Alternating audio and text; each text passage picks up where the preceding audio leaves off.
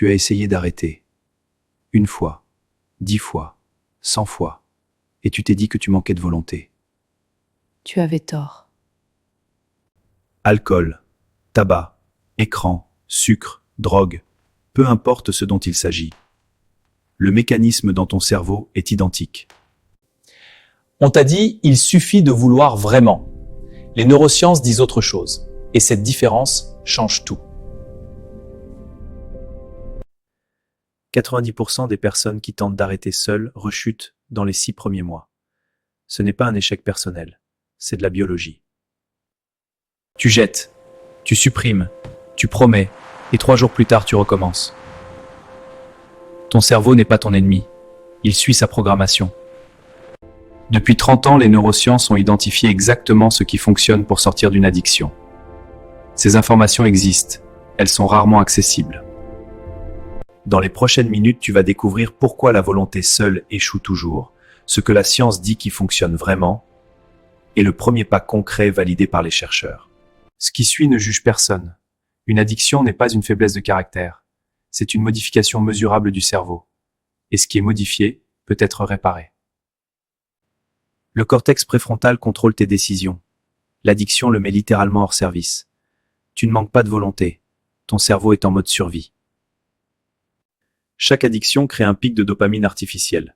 Ton cerveau s'y adapte et réclame plus pour ressentir la même chose. C'est le piège neurologique, pas moral.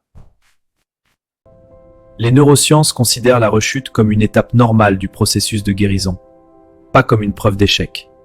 Cette distinction change tout dans la récupération. La culpabilité, la honte, la promesse du lendemain, la cold turkey sans accompagnement. Les études sont unanimes sur ces points. Ces approches augmentent le taux de rechute. La neuroplasticité est la capacité du cerveau à créer de nouveaux circuits neuronaux. Des études publiées dans Nature Neuroscience confirment que ce processus s'active dès les premiers jours d'abstinence. Les chercheurs ont identifié 3 piliers communs à toutes les guérisons durables d'addiction. Pas 1, pas 2, les 3 ensemble. On va les examiner un par un. Marc, 41 ans, dépendant à l'alcool pendant 8 ans. Il nous a confié « J'avais essayé 12 fois d'arrêter seul. La 13e fois, j'avais compris quelque chose de différent. » Ce que Marc avait compris, ce que les neurosciences confirment depuis 20 ans, c'est que sortir d'une addiction nécessite une approche précise en 3 étapes. Le premier pilier validé scientifiquement, comprendre ce qui se passe dans ton cerveau. Les études montrent que cette connaissance seule réduit le taux de rechute de 30%. Ton cerveau possède un circuit de récompense qui existait avant ta première consommation. L'addiction le détourne, le traitement le recalibre. C'est mécanique, pas moral. Les neurosciences appellent ça les cues, des déclencheurs invisibles dans ton environnement qui activent automatiquement l'envie de consommer. Les identifier est la première étape concrète. Le deuxième pilier, remplacer le comportement et non simplement le supprimer. Le cerveau ne supporte pas le vide. Il a besoin d'un nouveau circuit de récompense. La thérapie cognitive comportementale, validée dans plus de 400 études cliniques, ne cherche pas à effacer le comportement. Elle en installe un nouveau à sa place. Leïla, 34 ans, dépendance aux anxiolytiques pendant 5 ans. Ce qui a changé quelque chose pour elle, remplacer la pilule du soir par un protocole précis. Pas de la volonté. Un remplacement neurologique. L'exercice physique régulier augmente naturellement la dopamine et la sérotonine. Des études de Stanford montrent qu'il réduit les envies compulsives de 40% en 8 semaines. Le sommeil est le moment où le cerveau élimine les toxines accumulées par l'addiction. Les chercheurs du MIT confirment que sa restauration est non négociable dans tout processus de guérison. Le troisième pilier est le plus sous-estimé. L'isolement multiplie par 3 le risque de rechute. Les études sur la récupération, ta méditation vitale, le soutien inhérent. On ne peut pas guérir suital. Exactement. Le lien humain libère de l'oxytocine. Cette hormone réduit directement l'activité du circuit de récompense lié à l'addiction. Ce n'est pas du soutien moral. C'est de la chimie. Les neurosciences de l'environnement montrent que modifier ton espace physique réduit l'exposition aux déclencheurs de 60%. Ce n'est pas fuir, c'est reconfigurer. Une méta-analyse de 300 études publiée en 2021 confirme que l'accompagnement professionnel double les chances de récupération durable par rapport à la tentative solitaire. Certains médicaments réduisent cliniquement les envies compulsives en agissant sur les récepteurs cérébraux. Ils ne remplacent pas le travail psychologique. Ils en facilitent l'accès selon les addictologues. Thomas, 52 ans, 15 ans de dépendance au tabac. Ce qui a tout changé pour lui, comprendre que chaque cigarette modifiait son cerveau. Cette information seule a transformé son rapport à l'envie. Les neurosciences sont claires sur ce point. Le cerveau met entre 12 et 18 mois pour reconstruire des circuits stables après une addiction. Pas 30 jours, pas 90 jours, 12 à 18 mois. Les chercheurs en psychologie positive confirment que célébrer chaque petite victoire quotidienne active le circuit de récompense sainement. Tu remplaces l'addiction par la progression. Les addictologues sont formels. Une rechute n'efface pas les progrès neurologiques accomplis. Le cerveau retient chaque jour d'abstinence. Recommencer n'est pas repartir de zéro. Les psychologues spécialisés identifient un facteur clé souvent négligé. Reconstruire une identité sans l'addiction. Pas juste arrêter. Devenir quelqu'un d'autre. Les études longitudinales sur la récupération identifient un moment précis dans le processus. Celui où l'abstinence cesse d'être un effort et devient une nouvelle normalité. 3 piliers, validés scientifiquement. Comprendre ce qui se passe dans ton cerveau. Remplacer le comportement par un autre. S'entourer pour ne pas affronter seul. Les chercheurs s'accordent sur un point. Le premier pas n'est pas d'arrêter. C'est de comprendre. Et tu viens de le faire.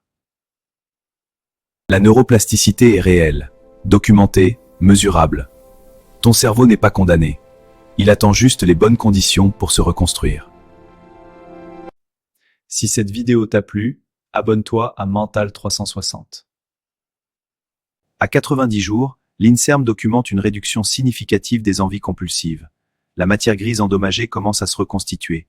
C'est mesurable, c'est réel. À 6 mois, les circuits neuronaux alternatifs créés par les nouvelles habitudes se stabilisent.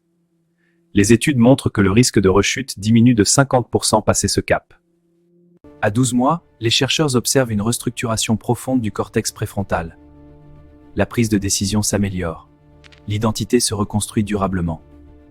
Les addictologues recommandent une pratique simple. Notez chaque envie compulsive pendant 7 jours. L'heure, le lieu, l'émotion ressentie avant. Cette carte personnelle est un outil clinique puissant. Les neurosciences identifient 3 catégories de déclencheurs dans toutes les addictions. Les émotions négatives, les lieux associés, les personnes liées à la consommation. Une étude de l'université de Stanford, publiée en 2019, démontre que 30 minutes de sport quotidien réduisent les envies compulsives de 40% en activant naturellement le circuit de récompense. Des chercheurs de Harvard ont démontré qu'après 8 semaines de méditation quotidienne, le volume de l'amygdale, centre du stress, diminue mesurable au scanner cérébral. Les thérapies par l'art et l'écriture activent le cortex préfrontal différemment. Elles créent un nouveau circuit de récompense sans substance. C'est validé cliniquement. En France, des structures existent. Les CESAPA, centres spécialisés en addictologie, proposent un accompagnement gratuit et confidentiel. Le premier appel est souvent le plus difficile. Les groupes de soutien comme les alcooliques anonymes ne sont pas que du soutien moral. Neuralement, l'appartenance à un groupe active les mêmes circuits que la substance. C'est un médicament social. Exactement. Les études sur la récupération montrent que l'attitude de l'entourage est déterminante. Pas la pitié. Pas la pression, pas les reproches. C'est la présence stable et non jugeante qui aide vraiment. La présence stable et non jugeante. Les psychologues spécialisés sont formels. Certaines attitudes aggravent la rechute. La honte publique. Les ultimatums répétés. La comparaison avec d'autres qui ont arrêté. Anna, 29 ans, dépendance aux opioïdes pendant 4 ans. Elle nous a dit ceci.